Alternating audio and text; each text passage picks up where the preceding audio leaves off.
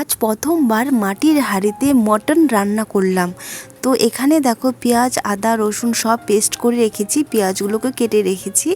এরপর মাংসটাকে ভালো করে আমি মেখে রাখবো।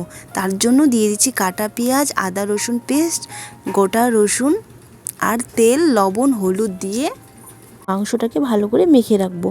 হ্যাঁ, হাঁড়িটাকে একটু তেল দিয়ে গরম করে নিতে হবে। যদি হাঁড়িটাকে গরম করা না হয় তাহলে কিন্তু নিচের দিকে মাংসটা লেগে যাবে, পুড়ে যাবে। তার জন্য হাঁড়িটাকে একটু গরম করে নিতে হয়। আর এখানে দেখো আমি মাংসটাকে ঢেলে দিয়েছি।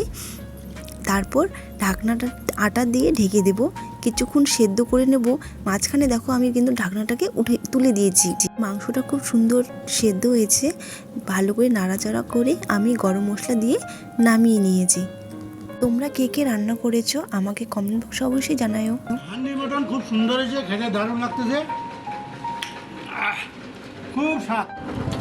এই তো রান্না করেছি, তারিফটা শুনতেই হবে তাই না? তাই শ্বশুর মশাইয়ের কাছে একটু তারিফটা শুনে নিলাম। যাই হোক, তোমরা কমেন্ট বক্সে জানিও কেমন হয়েছে। Bye bye.